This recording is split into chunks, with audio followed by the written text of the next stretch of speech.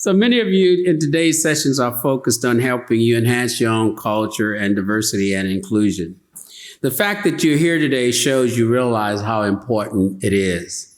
It is an effort that will take time to gel within your organizations, just like any other culture change you implement. So what's the payoff? We know from McKinsey's research that diversity and inclusion play a central role in producing results that improve the bottom line. That's true for our internal operations to recruit and retain the best talent and to keep them engaged with a culture that welcomes everyone's input. And it's especially true with our portfolio company investments. We've learned that companies with at least one woman on the board shows excess performance of 3.5%. And further, companies in the top quartile for racial and ethnic diversity are 35% more likely to have financial returns above their respective national industry medians. You often hear of our CEO, Marcy Frost, say that we are in the people business. And the members we serve, our team of our employees, and the business partners we conduct businesses around the world.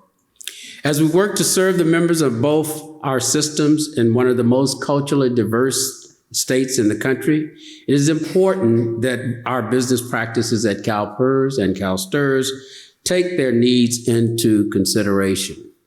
And even more imperative is that we have a long-term business strategy to secure our members' retirement and health benefit for generations to come. Diversity and inclusion are part of that equation. At CalPERS, we've been building our culture of diversity and inclusion for over 20 years. Within a workforce of about 3,000 employees who collectively speak more than 30 different languages, diversity and inclusion practices have been instrumental in encouraging openness that welcomes input from broad perspectives. That helps improve the bottom line through an increased productivity, creativity, and innovation. And because there's research to prove that companies with diverse board perform better, CalPERS engaged over 700 companies in the Russell 3000 Index that were lacking some form of diversity on their boards. We know our efforts are paying off. Since 2017, 40% of those companies have added a diverse director. The next time you have an opportunity to weigh in on who should, who should be one of your portfolio company board members, I would encourage you to also consider diversity of thought and skills sets. Looking ahead, CalPERS and CalPERS will continue to partner together to increase the disclosure of corporate board nominees. This provides investors with information on gender and racial diversity in addition to the individual attributes. As community leaders gathered here today, we have a unique opportunity to advance the work of diversity and inclusion in the business communities to follow us as we go forward. We're very pleased to have over 400 gathered here today to join in this effort. We have an outstanding agenda that includes exceptional speakers who are true change agents, plus 4 panels tackling different aspects of diversity and inclusion, as well as an insightful fireside chat with CalPERS and CalSTRS chief investment officers. And throughout the day, there will be several opportunities to network and with your colleagues. Before we dive into today's presentation, I would like to quickly acknowledge the CalPERS and CalSTRS board members who are in attendance today. So would each of you stand, please, board members? Thank you.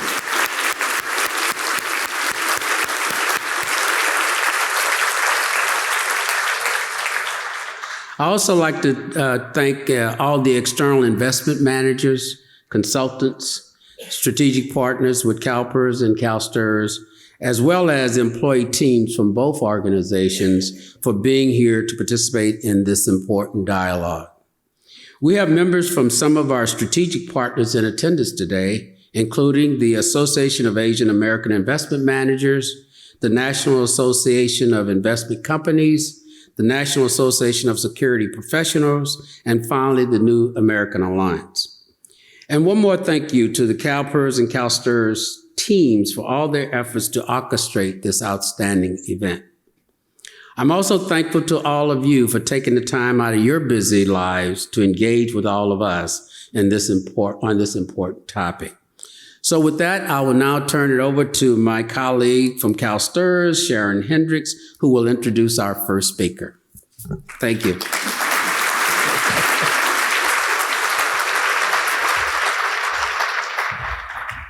Good morning, everyone. I appreciate Henry's remarks, and I think it's always great when CalSTRS and CalPERS can partner together. So it's really an honor to be here today and be on the stage with Henry. For me, having a focus on diversity and inclusion is so critical, and I think all workplaces need to be thinking about this.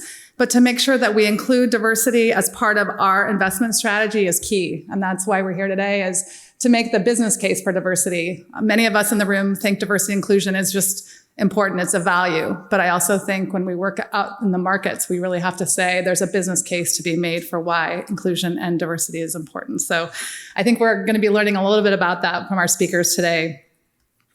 As the chair of the largest educator-only pension fund in the world, that's pretty heady, CalSTRS, and even more importantly, as a fiduciary of a workplace that's over 70% women, representing a myriad of ethnicities, many who represent first-generation college graduates, working in schools across the state where children identified as English learners speak one or more of the 55 languages identified in the California Department of Education.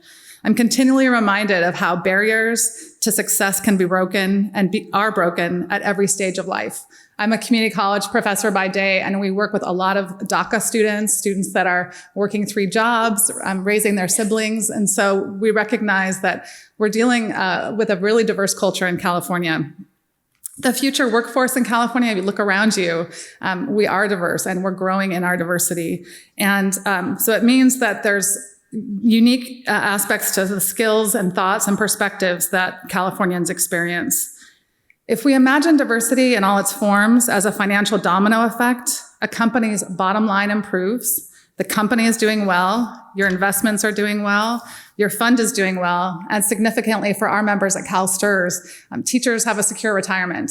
I wake up every morning as the chair of our board thinking, my job is to make sure the teachers in the room, I know Karen Yamamoto, there's some retired teachers, to make sure that you know that you're going to get that pension check every month and that you can retire with dignity. We have academic researchers, investment industry professionals, social scientists, and CIOs who will share with you today their empirical research and real-life experiences on diversity and inclusion's positive investment return. While they'll be feeding you a trader's desk full of information, don't forget to ask yourself and your colleagues, why do you think that we should be focused on diversity? It's important for it to just not be a PC conversation. It really needs to drive how we do business.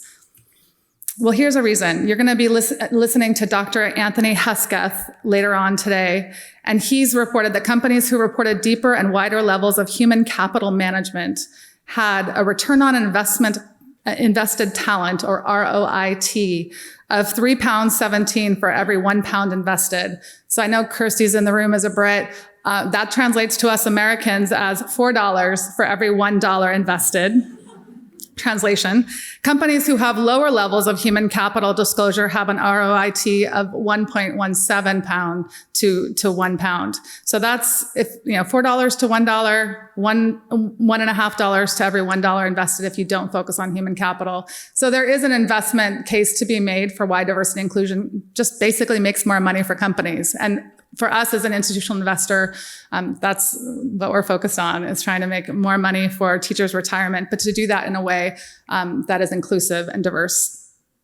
Before I introduce this morning's keynote speaker, here's a sampling of what CalSTRS is doing to change the faces we see and the minds we trust in the financial industry. First, we practice what we preach.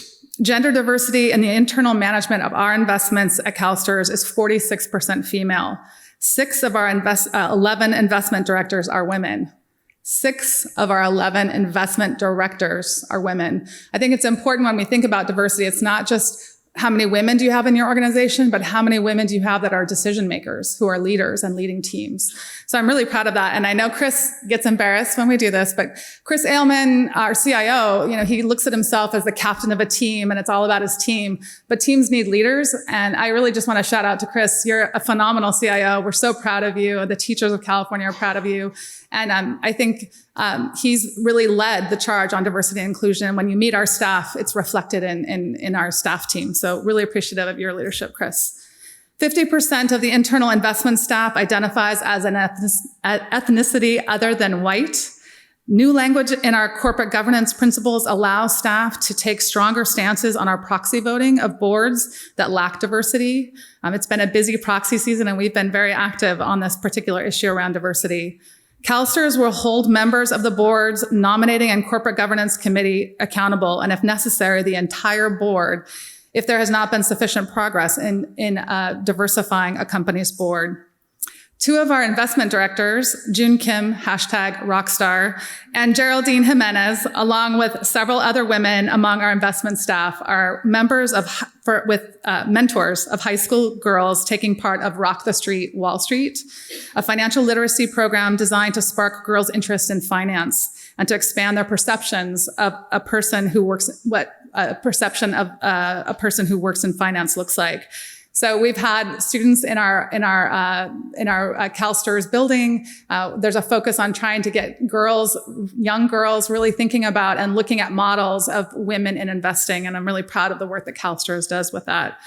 So I think you get the idea. Change doesn't just happen. We as an organization need to lead and to be active.